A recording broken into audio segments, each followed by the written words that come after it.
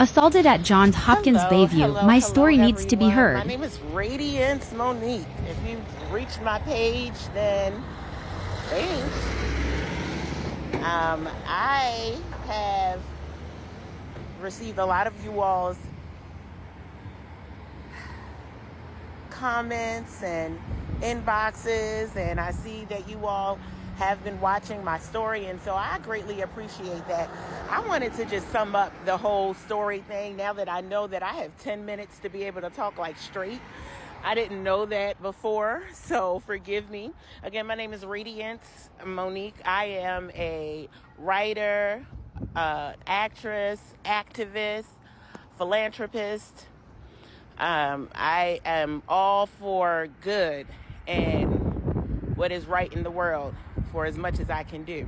But now I'm put in the position where I need help, and I am speaking up for myself. I am my own advocate, and I'm going to advocate for myself. January 21st, 2023, I was physically assaulted by a hospital staff at a local hospital here in Baltimore, Maryland.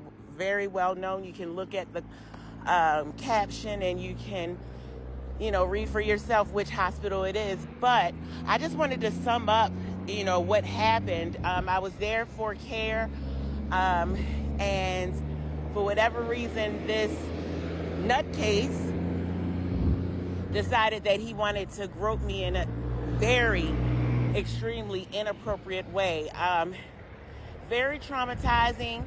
Now I'm speaking out on it because not only has it traumatized me of my past, just bringing up different things, it has just prompted me to not trust our healthcare system, because even after I made a report, I tried to do my best to ensure that everything was taken care of. I was told that I will not know what will happen to the person that assaulted me. I would not know if he would ever be hired or fired. I was told that if so basically they told me that before I left the hospital. So, I had this genuine fear of going back to the hospital. And so I'm speaking out because I know that there are other individuals that this has happened to. I'm not sure at the hands of the individual who attacked me, but I want to hold them accountable, especially for sweeping it under the rug, basically just saying that they did not put it anywhere in the records that I made a complaint about an assault.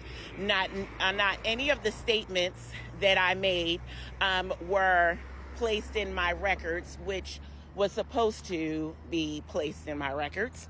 I did some investigation after I was told that they had no record of an incident happening that night.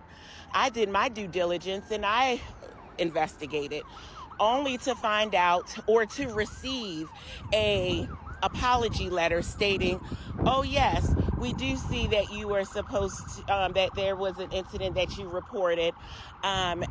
We apologize. Thank you for alerting us of this and ensuring that our record keeping,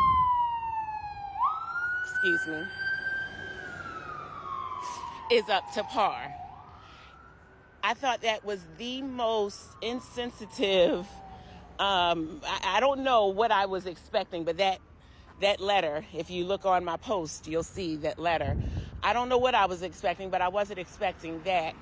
And so with that being said, there was a whole conundrum of things that I'm finding out in reference to this particular incident that happened to me. I know that it was not reported to the Maryland Department of Nursing until a year, maybe 8 months, 9 months later. They reached out to me maybe early 2024. And that definitely is not a timely reporting of a complaint against hospital staff. So there was a lot of, I believe, injustices that have occurred. And I am just so sick and tired of these major conglomerate hospitals getting away, with things and saying that, oh, it was your fault, or, oh, no. I mean, I don't know if this could have been prevented.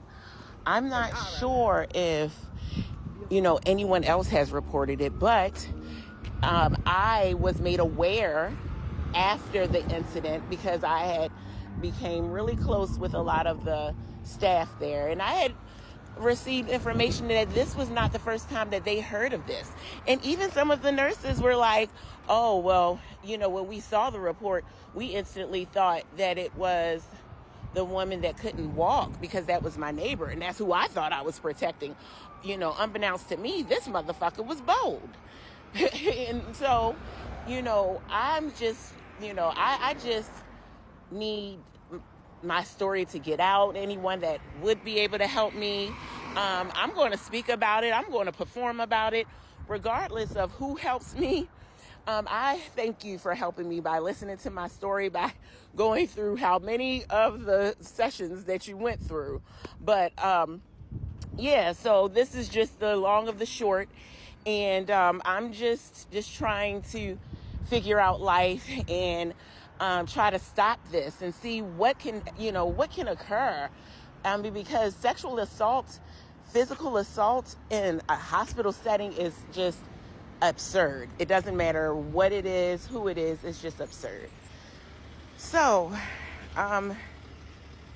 that's the long of the short. And you can go back through the videos if you want to be deep on how I was physically assaulted and all of that good stuff. But yeah, if you know any lawyers, any advocates, please, by all means,